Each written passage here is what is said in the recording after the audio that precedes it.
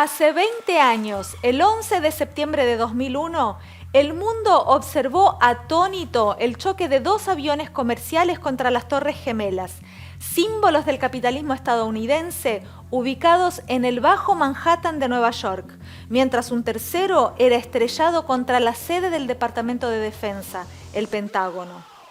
El brutal atentado, que fue reivindicado por el grupo yihadista Al-Qaeda, dejó cerca de 3.000 muertos, un hecho que ilustró el comienzo de la decadencia del imperialismo estadounidense y abrió paso a una de las ofensivas guerreristas más largas y costosas de su historia. Estados Unidos se vio forzado a responder a este ataque de magnitud, propinado en su propio territorio por una fuerza mucho más débil y con recursos tecnológicos escasos en comparación con la maquinaria militar imperialista, un cimbronazo a su ubicación hegemónica en el mundo. Sin claridad sobre el tiempo que llevaría y cómo sería ese terreno, el presidente George W. Bush declaró la guerra contra Afganistán, un país que desde 1996 era gobernado por el Talibán, un movimiento fundamentalista que, según la inteligencia estadounidense, cobijaba al líder de Al-Qaeda, Osama Bin Laden. Good afternoon. On my orders, the United States military has begun strikes against Al-Qaeda terrorist training camps and military installations of the Taliban regime in Afghanistan. Con el discurso de combatir al terrorismo, capturar a Bin Laden y dejar inoperativo a Al-Qaeda, el 7 de octubre de 2001 comenzó la operación Libertad Duradera, en la que el ejército estadounidense, con el apoyo británico, bombardeó las fuerzas talibanas, ocupó Afganistán junto a sus aliados de la OTAN e instaló gobiernos afines. Lo hizo con el apoyo de la Alianza del Norte, compuesta por señores de la guerra, la misma que hasta esta semana resistía a los talibanes en el Valle del Panjshir. 2 años más tarde se embarcó en una nueva empresa bélica, esta vez contra Irak, contra la falsa excusa de eliminar armas de destrucción masiva que tendría el país, presidido por el dictador Saddam Hussein, quien estaría vinculado a Al-Qaeda. El establishment estadounidense vio allí la oportunidad de rediseñar el tablero geopolítico en Medio Oriente en función de sus intereses, dar impulso a los negocios de sus petroleras, siderúrgicas y la poderosa industria militar y comenzar a poner límites a China y Rusia que se prefiguraban como competidores estratégicos. Las principales potencias del mundo, encabezadas por Estados Unidos, se sumieron así en 2 guerras de las que les sería cada vez más difícil salir. Saddam Hussein fue ahorcado en 2006, pero Estados Unidos no se retiró de Irak hasta fines de 2011, durante la presidencia de Barack Obama. Ese mismo año fue asesinado Bin Laden en Pakistán. Aún así, la guerra de Afganistán se extendió otros 10 años y terminó hace apenas unos días con la derrota histórica del imperialismo estadounidense y sus aliados a mano de los talibanes, que volvieron al poder y esta semana anunciaron el nuevo gobierno, que será conocido como un Emirato Islámico. Se anunció que van a invitar a la asunción de su nuevo gobierno a países como China, a países como Pakistán, a países como Rusia, a países como Qatar, una importante fuente de dinero, o a países que intentan tener cierta supremacía en el mundo musulmán, como es Turquía. Este país asiático de 38 millones de habitantes es un gran mosaico étnico y tribal. Allí conviven al menos 30 etnias diferentes con sus respectivas lenguas. La mayoritaria es la etnia pashtún, a la que pertenece cerca del 40% de la población y de la que proviene el talibán. Pero, ¿quiénes son los talibanes?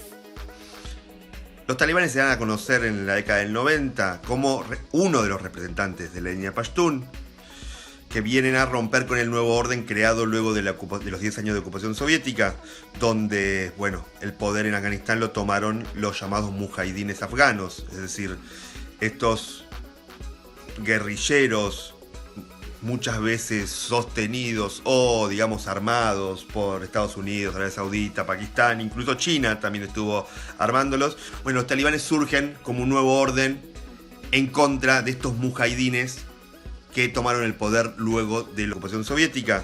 Este movimiento político y religioso gobernó Afganistán desde 1996 hasta la invasión estadounidense en 2001.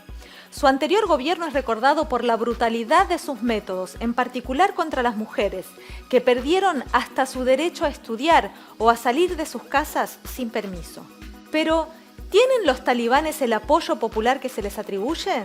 Yo creo que los talibanes, personalmente, incluso hablando con muchas personas en el terreno que han cubierto durante años Afganistán, yo creo que los talibanes siempre han sido mucho más temidos que adorados, o que amados, por decirlo de alguna manera.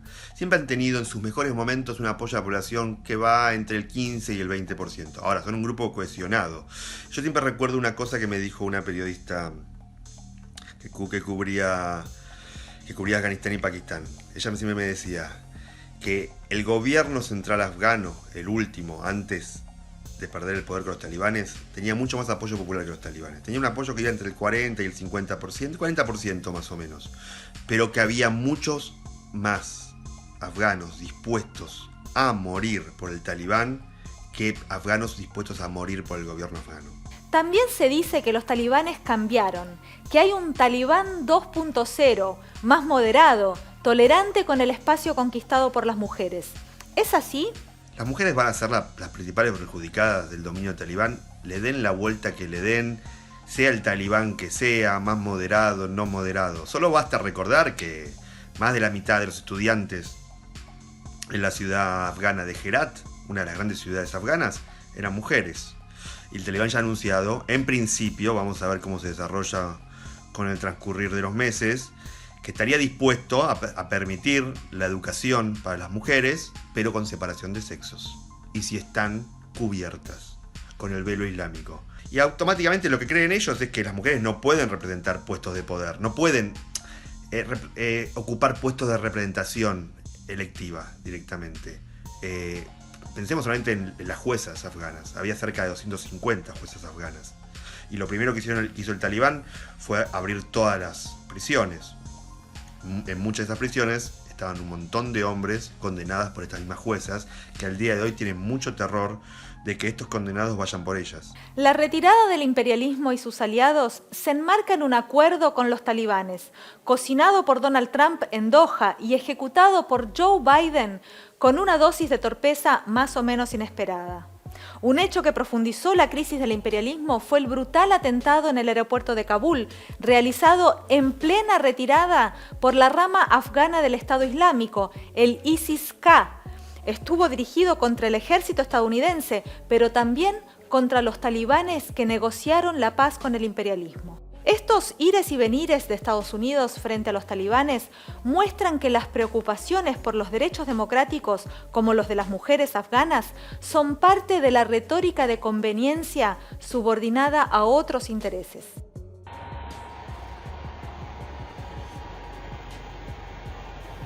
Una de las imágenes que marcarán la caótica retirada fueron los centenares de afganos desesperados por subirse a los aviones estadounidenses que dejaban el país. En su mayoría, colaboradores de Estados Unidos temerosos de las represalias de los talibanes. Menos conocida es la cantidad de personas que dejaron su país desde la llegada de Estados Unidos y sus socios de la OTAN. Según la Agencia de la ONU para los Refugiados, la ACNUR, en 2020 Afganistán era el tercer país del mundo con mayor cantidad de refugiados. Más de 2,5 millones de personas dejaban su país escapando de las bombas y de la violenta ocupación que dejó un largo historial de violaciones a los derechos humanos. Tras 20 años, el pueblo afgano no disfrutaba de un país más democrático, sino que se encontraba en una profunda crisis social y humanitaria. El 42% de la población enfrentaba una crisis o niveles de emergencia de inseguridad alimentaria. Afganistán es un país montañoso y sin salida al mar, pero con enormes riquezas en su suelo. Su economía es esencialmente agrícola, pero bajo su superficie yace una enorme cantidad de recursos naturales. Según estimaciones, podría poseer casi $1 billón en metales de tierras raras.